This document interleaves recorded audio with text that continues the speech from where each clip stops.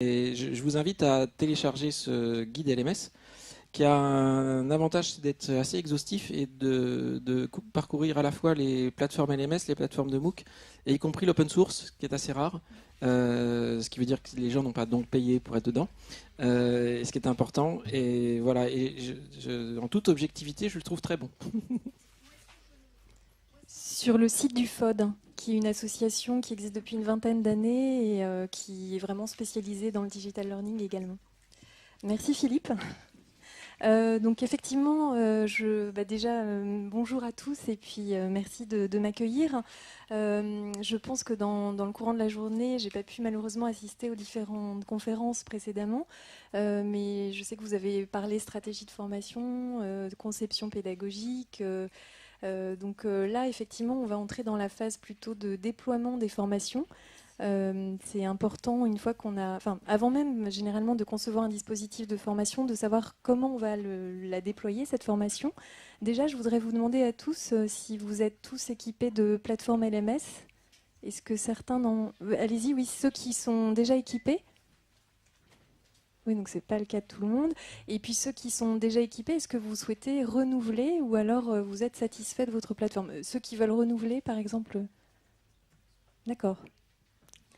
Et ceux qui n'en ont pas encore, est-ce que vous souhaitez vous-même vous équiper? D'accord. Donc on a des... Et vous connaissez bien tous le sujet ou non? Donc, d'accord. Bon, bah, ça tombe bien. Du coup, je vais donner un panorama rapide parce qu'en une demi-heure, voilà, on va aborder à la fois les fondamentaux des plateformes et puis également ce qui bouge et ce qui nous permettra et vous permettra d'envisager une stratégie digital learning pertinente. Donc déjà, ce qu'on voulait, déjà pour parler des plateformes LMS, comme le disait Philippe, il y a deux types. Il existe, si on catégorise un petit peu, deux types de plateformes. Les plateformes d'éditeurs, donc qui sont propriétaires et qui sont généralement commercialisées en mode SaaS sous la forme d'achat de licences. Et puis les plateformes open source, qui elles sont développées par une communauté de développeurs, la plus connue et la plus répandue étant Moodle, par exemple.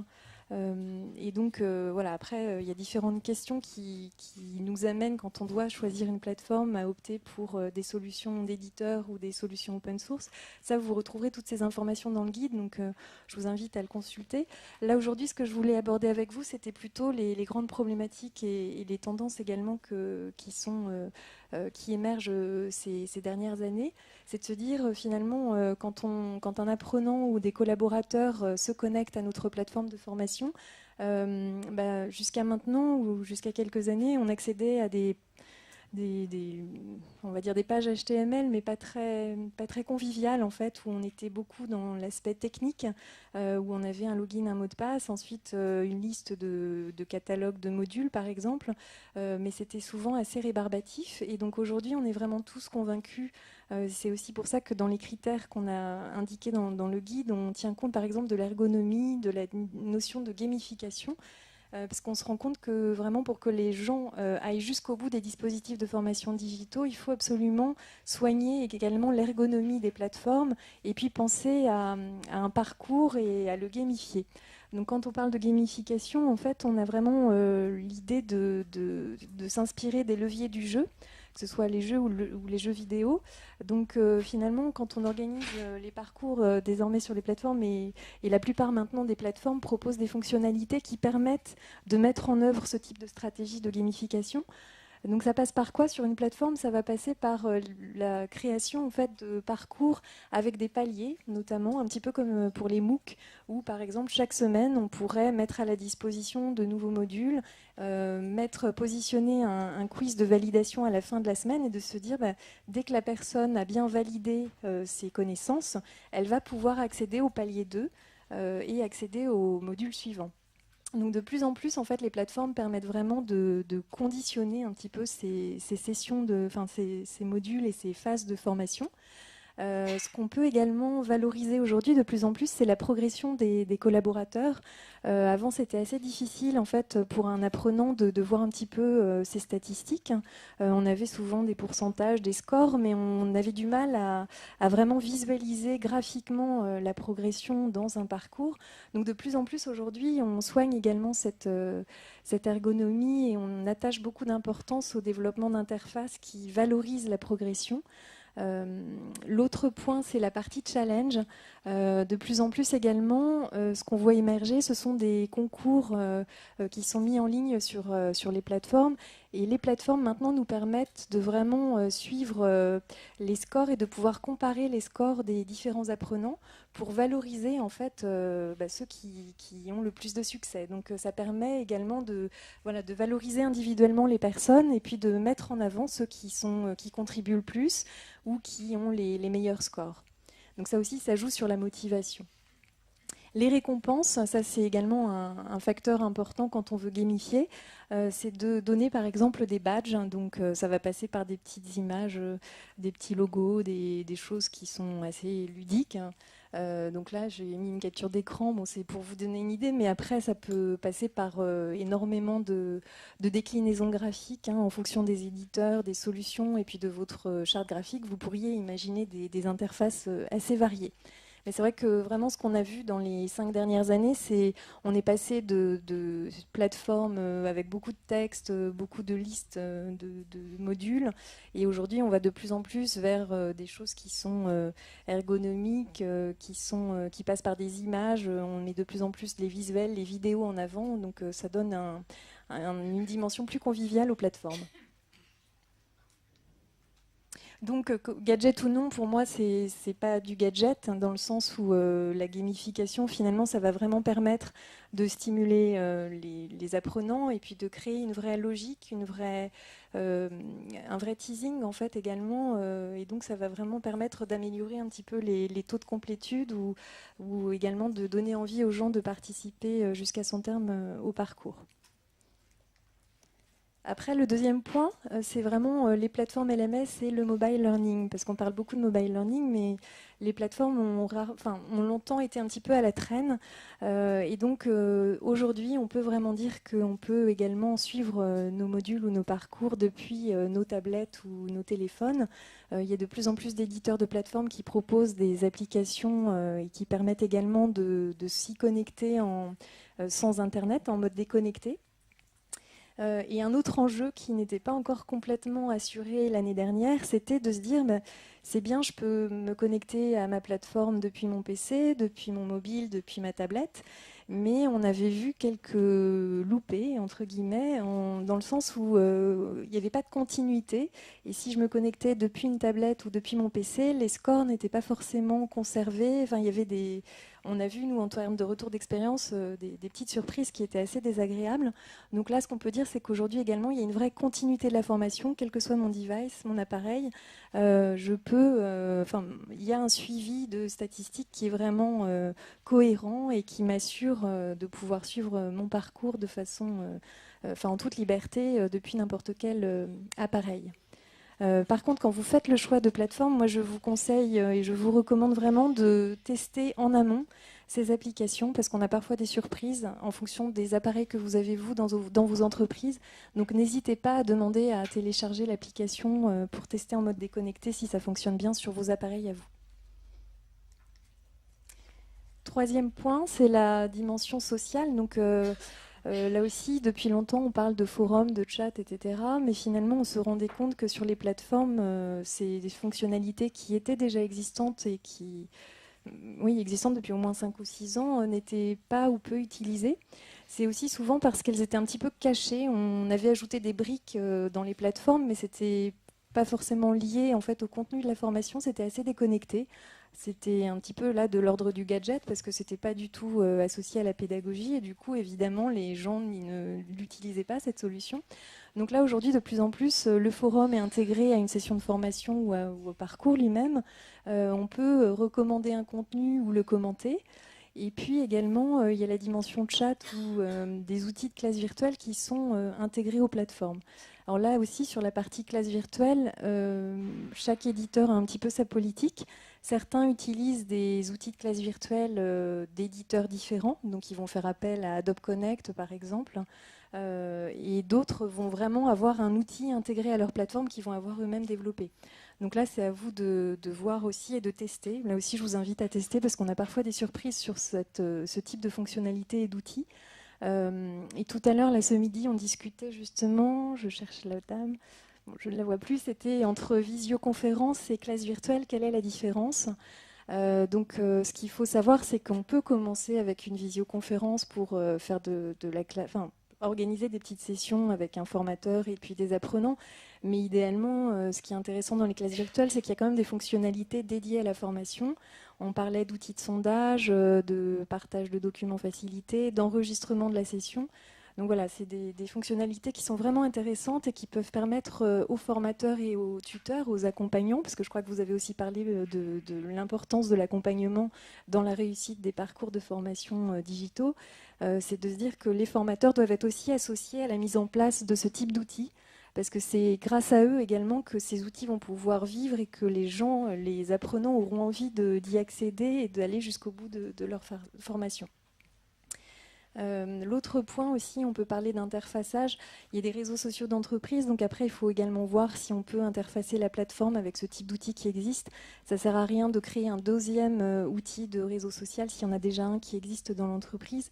Donc c'est vrai qu'après il y a toute la problématique de l'interfaçage des plateformes avec vos propres outils existants en SIRH ou en communication. Enfin, je pense que vous en avez aussi parlé tout au long de la journée, les MOOC. Il y a parfois une confusion entre LMS et MOOC. Donc je tenais aussi à expliquer un petit peu quelle était la différence.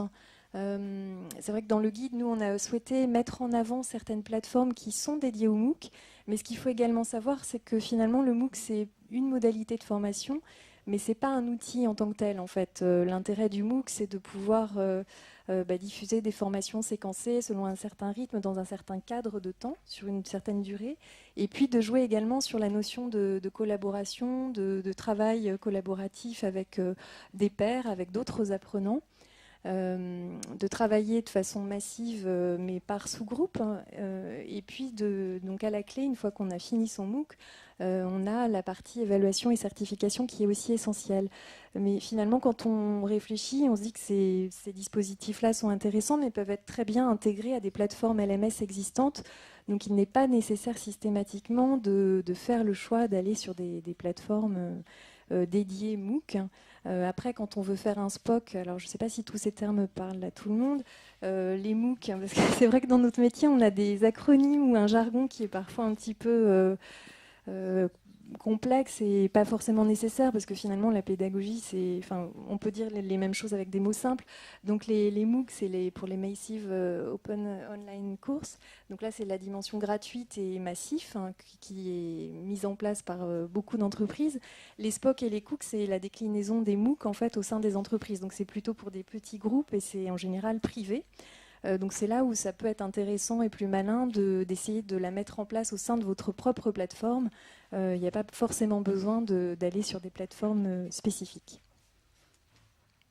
Et enfin, le dernier point, on en parle, dès qu'on parle de digitalisation, on parle aussi de data analysis. L'idée, c'est de bien faire attention quand vous faites le choix de plateforme à ce que la plateforme respecte ou on puisse intégrer et tenir compte du standard SCORM. Parce que ça, c'est ce qui vous permettra d'avoir la liberté de passer d'une plateforme à une autre. Là, je voyais beaucoup de mains se lever quand on parle de renouvellement ou de première plateforme. C'est vraiment important d'être libre, de rester propriétaire de ces contenus de formation et de pouvoir ensuite passer de l'une à l'autre. Et donc, le format SCORM, le standard SCORM permet justement cette interopérabilité. Donc ça, c'est vraiment un point de vigilance à avoir en tête quand vous allez faire ce choix. Et c'est ce qui va vous permettre ensuite de traquer certaines données. Donc les données les plus courantes, c'est la durée, le score, la complétude. Et après, quand on a une plateforme, mais certains groupes, certaines entreprises ont parfois plusieurs plateformes LMS, parce que certaines filiales préfèrent avoir leur propre plateforme, le groupe lui-même va imposer une autre plateforme, où certaines vont aller sur des éditeurs différents parce que les fonctionnalités vont être différentes. Et donc là, l'enjeu ensuite, ça va être de réussir à analyser toutes ces données qui vont finalement émerger des différentes plateformes et d'être en mesure d'avoir cette vue et de pouvoir faire un reporting ensuite pertinent. Donc là, pour moi, il y a un gros enjeu pour les prochaines années, c'est de voir comment on peut traquer ces données, sachant qu'il y a également le standard TIMCAN XAPI dont on parle beaucoup, mais que peu de plateformes aujourd'hui gèrent. Et finalement, quand je demande à mes clients s'ils utilisent ce standard et s'ils ont des données en fait, sur ces éléments-là, aujourd'hui, moi, je connais très peu d'entreprises qui traquent le TIMCAN XAPI. Je ne sais pas si dans la salle, des gens ont des expériences à nous faire partager. Moi, ça m'intéresserait parce qu'on en parle beaucoup, mais quand on parle de voir un rapport lié à ce standard, de voir un petit peu comment on peut mesurer tout ce qui est informel et comment les gens consultent des données en dehors de la plateforme, on n'a pas grand-chose à observer aujourd'hui. Alors si dans la salle, quelqu'un peut nous faire partager son expérience sur ce standard, ça m'intéresserait. Je pense que ça intéresserait d'autres personnes. Non, donc c'est bien. Non, oui. non, ouais.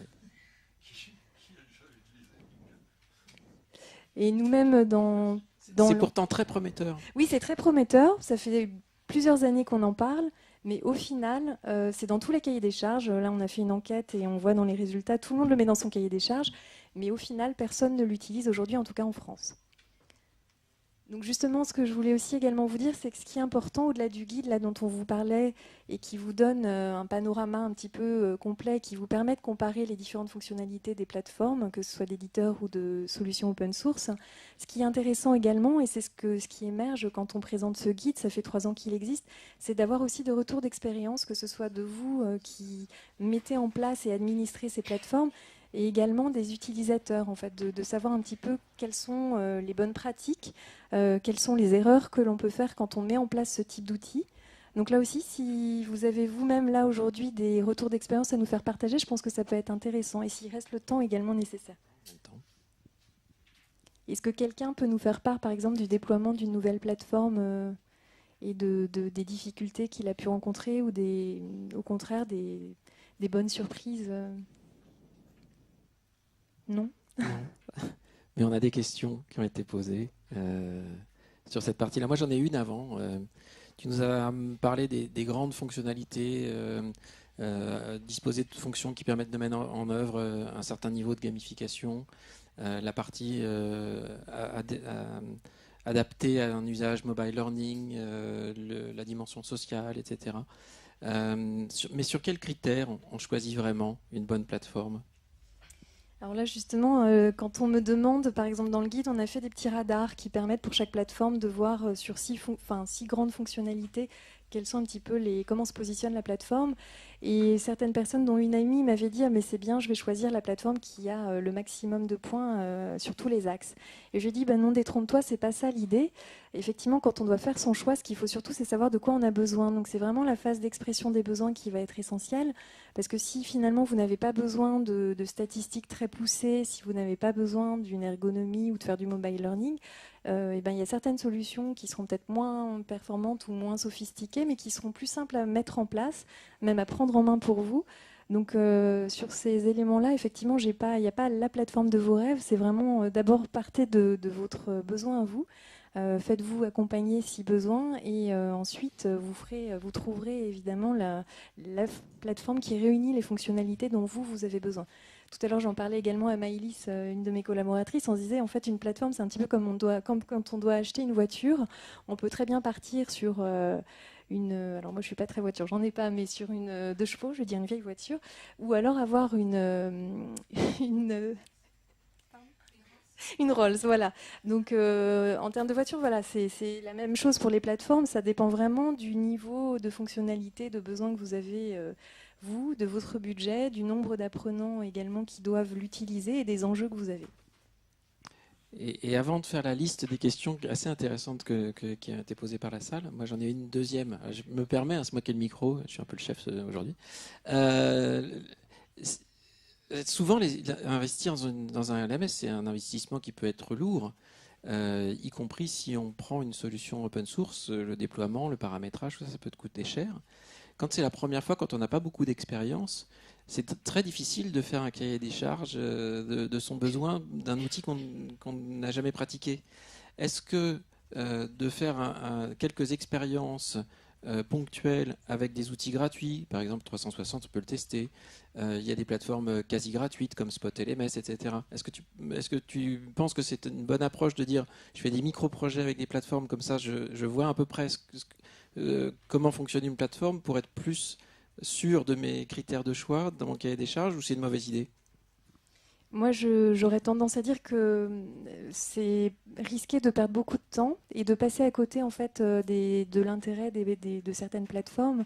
Donc, ce que j'engage souvent nos clients qui nous sollicitent sur le démarrage de ce type de projet et qui veulent se lancer dans le digital learning, c'est plutôt de faire confiance à une agence, de se faire accompagner, de faire un pilote, donc à la fois sur la partie conception du dispositif, parce qu'avant même de penser plateforme, il faut aussi savoir ce qu'on va mettre sur cette plateforme. Parfois, moi, je rencontre des entreprises qui me disent, bah voilà, je veux d'abord acheter ma plateforme. Oui, mais elle va servir à quoi? Quelle va être la stratégie de formation que vous allez mettre en place? Quel rôle vont avoir vos formateurs avec cette plateforme? Enfin, il y a toute cette question-là, toute cette stratégie de formation à imaginer et à définir avant même d'aller sur la plateforme. Donc en général, moi, ce que je conseille, c'est plutôt de faire un pilote où il y a à la fois la conception et la diffusion qui est intégrée, si on n'a pas déjà une plateforme. Nous, on préfère faire un prix très, très faible en fait, sur la mise en place de la plateforme et aider dans la diffusion pour faire ce test, hein, et puis aider les clients à prendre en main ces outils et puis à voir ce qui fonctionne chez eux. Ça va créer des usages nouveaux, des besoins nouveaux, donc vaut mieux partir sur un pilote avec une petite plateforme pas forcément très sophistiquée et puis après monter en compétences et en fonctionnalité. Mais se lancer directement sur un gros projet pour tout le groupe, par exemple, je pense que ça peut être très dangereux. Il vaut mieux parfois partir sur un projet plus maîtrisé, sur un service ou une filiale, et ensuite on voit vraiment ce qui fonctionne et l'organisation également qu'il faut mettre en place en parallèle. Ok, alors on va afficher les questions.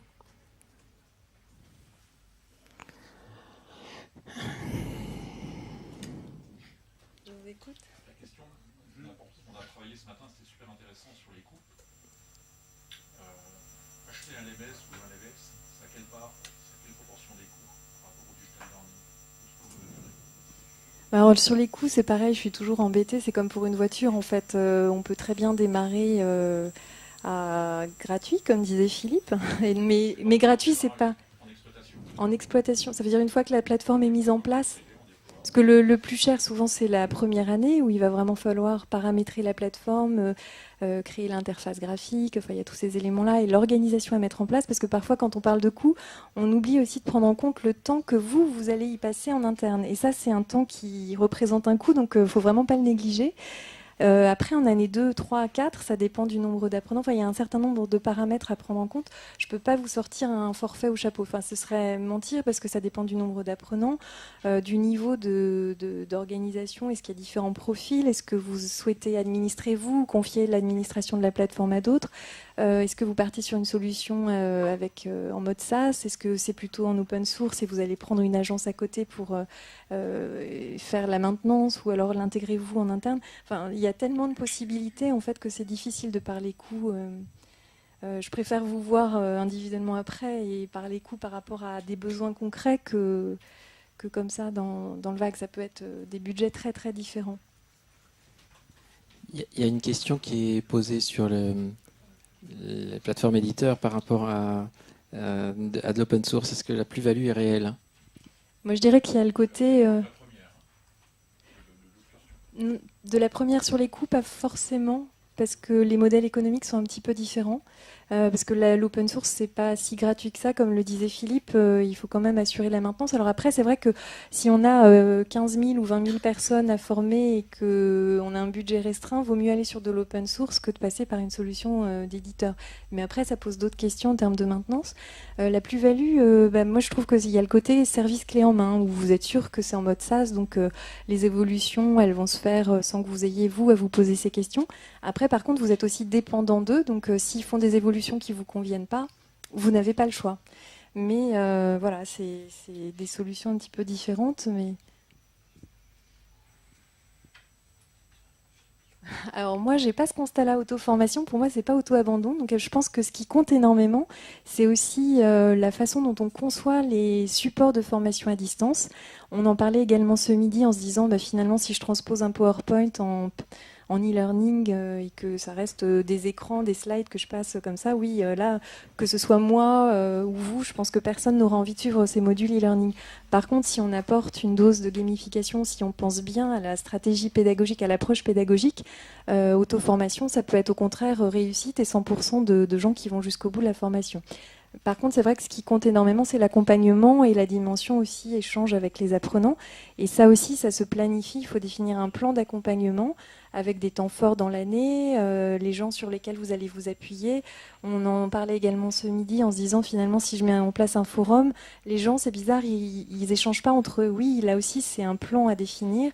Il faut s'appuyer sur des gens que vous aurez identifiés comme des leaders potentiels et qui vont contribuer, quitte à ce que vous leur donniez des questions et que vous y répondiez. Mais il faut créer l'usage et l'envie. Donc, c'est à vous aussi d'aider pour que les gens osent prendre la parole et contribuer. Le mode offline a-t-il fait vraiment ses preuves ? Moi, j'ai des retours d'expérience très positifs et c'est vrai que c'est important de l'envisager, surtout si on est sur des populations qui sont mobiles et qui peuvent être dans des régions où il est difficile de se connecter à Internet.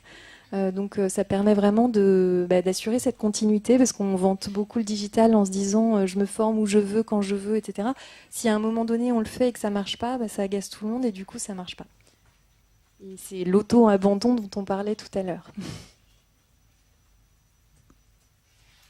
une petite dernière, qui n'apparaît pas.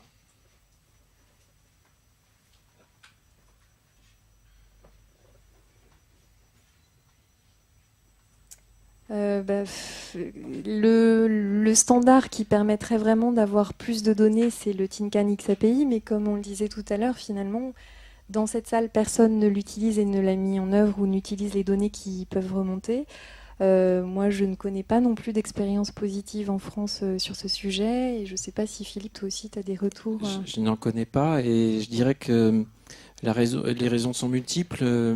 Peut-être une petite frilosité technologique à refaire une expérience qui a été douloureuse pour pas mal, de passer de l'ancêtre du SCORM, de la ICC au SCORM. Ça a été un peu douloureux pour les éditeurs et pour à la fois de contenu, de plateforme, d'outils auteurs.